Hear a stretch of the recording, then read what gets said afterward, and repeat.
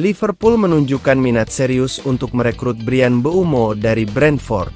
Perkiraan harga transfer mencapai 60 juta pound sterling, sekitar 1,1 triliun rupiah. Mbeumo dianggap sebagai salah satu pemain paling efektif di Liga Inggris saat ini. Mbeumo telah menjadi andalan Brentford, mencetak 13 gol dan memberikan 3 assist dalam 22 pertandingan. Ia dikenal dengan permainan cepat dan langsung, yang membuatnya menjadi ancaman bagi pertahanan lawan. Mbeumo telah menunjukkan konsistensi dan peningkatan performa sejak bergabung dengan Brentford pada tahun 2017. Selain Liverpool, Arsenal dan Newcastle United juga tertarik untuk merekrut Mbeumo.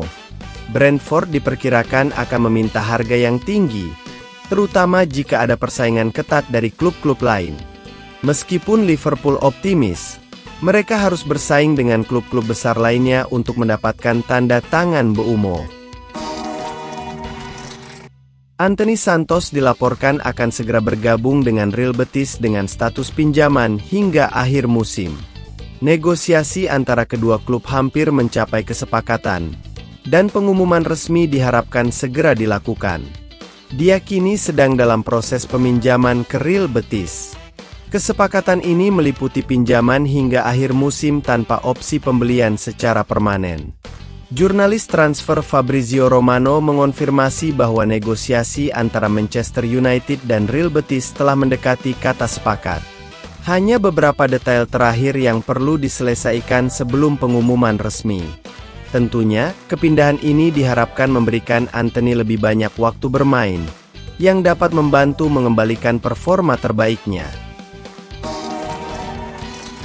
Manchester United mengalami kekalahan 1-3 dari Brighton Hove Albion di Old Trafford, melanjutkan tren inkonsistensi mereka. Gol pertama Brighton dicetak oleh Yankuba Minteh pada menit ke-5, yang berhasil menaklukkan kiper Andre Onana setelah menerima umpan dari Kaoru Mitoma. Setelah gol cepat tersebut, Manchester United berusaha untuk bangkit dan menyamakan kedudukan. Pada menit ke-23, Bruno Fernandes berhasil mencetak gol melalui penalti, membuat skor menjadi 1-1. Namun, Brighton tidak tinggal diam dan kembali mengambil alih permainan. Pada menit ke-60, Kaoru Mitoma mencetak gol kedua untuk Brighton, memanfaatkan umpan dari Yankuba Minteh. Jorginho Rutter, yang baru masuk di menit ke-69, menambah keunggulan Brighton dengan gol ketiga pada menit ke-76, menutup pertandingan dengan skor 1-3. Kekalahan ini merupakan yang kedua kalinya bagi Manchester United melawan Brighton di musim ini, setelah sebelumnya juga kalah 1-2 di pertemuan pertama. Di sisi lain, Manchester City menunjukkan performa yang sangat mengesankan dengan meraih kemenangan telak 6-0 atas Ipswich Town di Stadion Portman. Kemenangan ini tidak hanya memperkuat posisi mereka di klasemen Liga Inggris, tetapi juga mengembalikan mereka ke dalam posisi 4 besar. Phil Foden menjadi bintang lapangan dengan mencetak 2 gol dan memberikan 1 assist.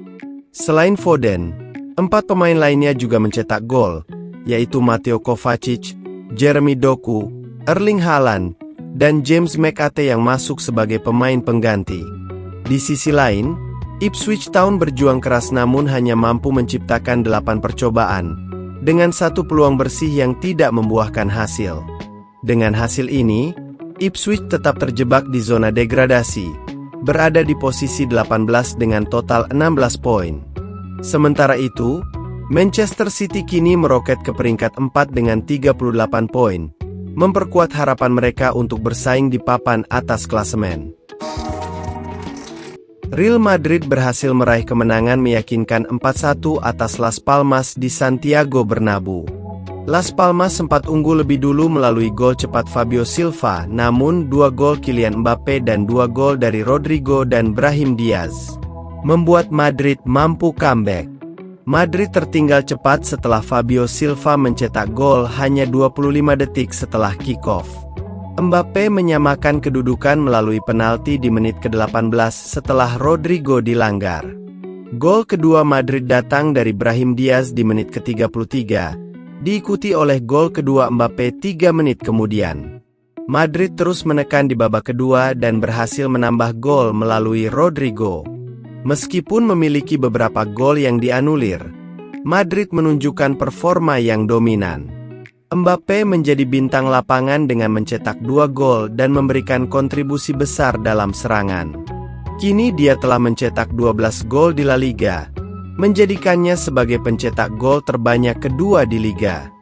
Kemenangan ini membawa Madrid kembali ke puncak klasemen La Liga, unggul 2 poin dari Atletico Madrid.